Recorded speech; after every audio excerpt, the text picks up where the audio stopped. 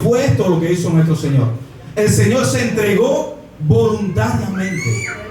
Nadie lo obligó. Aun cuando lo llevaron forzado, aun cuando lo laceraron, el Señor fue voluntario.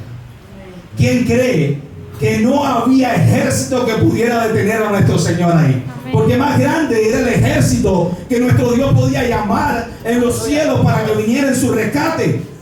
Pero no lo hizo por amor a ti y amor a mí. Él se entregó voluntariamente. El título es La ofrenda perfecta. Porque no hubo, no hay y no habrá una ofrenda más perfecta que el sacrificio de nuestro Señor en la cruz del Calvario. No ha habido, no hay y no habrá otro como Él. Debemos tener presente que lo que nuestro Señor logró en la cruz fue una transacción eterna entre Él y el Padre. Jesús no murió como un mártir que ha fallado en una causa perdida. Tampoco fue solo un ejemplo para que la gente siguiera. Isaías 53 nos dice claramente que Jesús no murió por sus propios pecados, porque en Él no había pecado, sino que murió por amor a ti y a mí, llevando nuestros pecados en la cruz del Calvario. Hizo de su alma una ofrenda perfecta por el pecado. En este capítulo y este libro vemos que Lucas presenta a Jesús como el Salvador universal, y fue escrito para alcanzar más fácilmente a los gentiles. ¿A quién? A ti y a mí.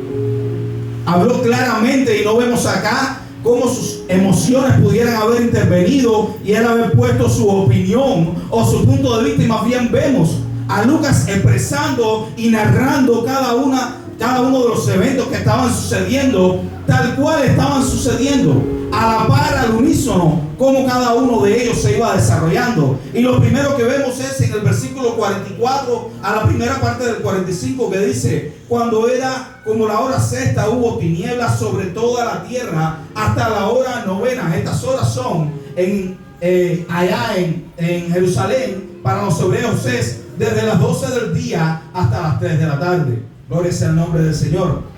El sol se oscureció.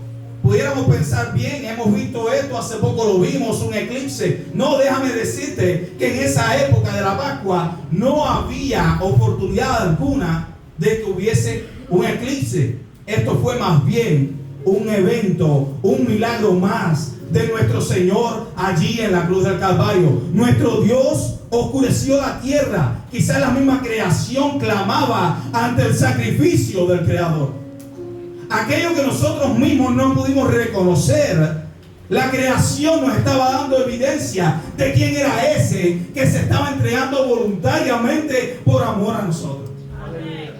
Pero no lo vimos, no lo pudimos ver. Vemos que esto mismo sucedió, dice la palabra en Éxodo 10:21, dice que también antes de la Pascua, antes de la salida de Israel de allá de Egipto, hubo 3 días de oscuridad. Hubo 3 días de oscuridad. Y acá la palabra nos enseña que también hubieron 3 horas de oscuridad ante la muerte de nuestro Señor. Lo segundo que vemos rapidito es en la segunda parte del versículo 45, que dice que el velo del templo se rasgó por la mitad. Vemos cómo ese velo que impedía el acceso al lugar santísimo, a ese lugar al que tú y yo, personas comunes, quizás no teníamos acceso, y solamente el sumo sacerdote podía llegar a ese lugar, ese velo que separaba a Dios de nosotros a causa del pecado. Ese velo ante la muerte de nuestro Señor se rasgó por la mitad. ¿Qué significa esto? ¿Qué significó? ¿Qué significa? ¿Y qué bendición encontramos en eso? Al rajarse ese velo, la palabra nos está declarando que ahora no hay otro mediador entre Dios y nosotros, que su Hijo Jesucristo, que ese que estaba colgado en la cruz. Ya no hay mediador, ya no hace falta un sumo sacerdote, ya no te hace falta que el pastor, que un diácono, que un líder venga a interceda por ti ante el Padre, porque tú y yo tenemos ese acceso ante el Padre. Tú y yo tenemos la misma oportunidad, y el Señor Solamente te pide que vengas ante su presencia, te humilles con un corazón contrito y humillado, y allí tú le podrás encontrar. Allí Él te podrá redimir. Allí es donde Él te quiere encontrar. Ya ese velo se rompió. Ya ese velo, esa distancia ya no existe. Ya no está. Entonces no le hables a papá como que está lejos. No le hables al Señor, oh Dios de los cielos, y háblale de cerca. Háblale de cerca, porque ciertamente Él está aquí. Él está aquí. Él está contigo. Allí en tu casa, no en el templo. Está contigo en tu casa, porque tú y yo somos templo del Espíritu Santo. ¿Cuántos dicen gloria a Dios?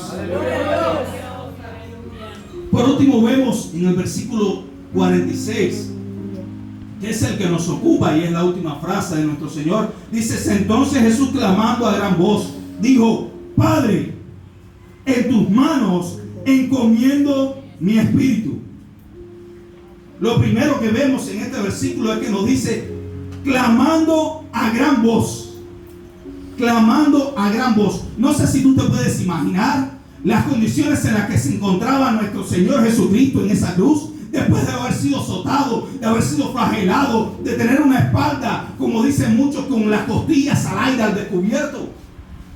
Cada pedazo que fue arrancado de Él, aún allí, colgado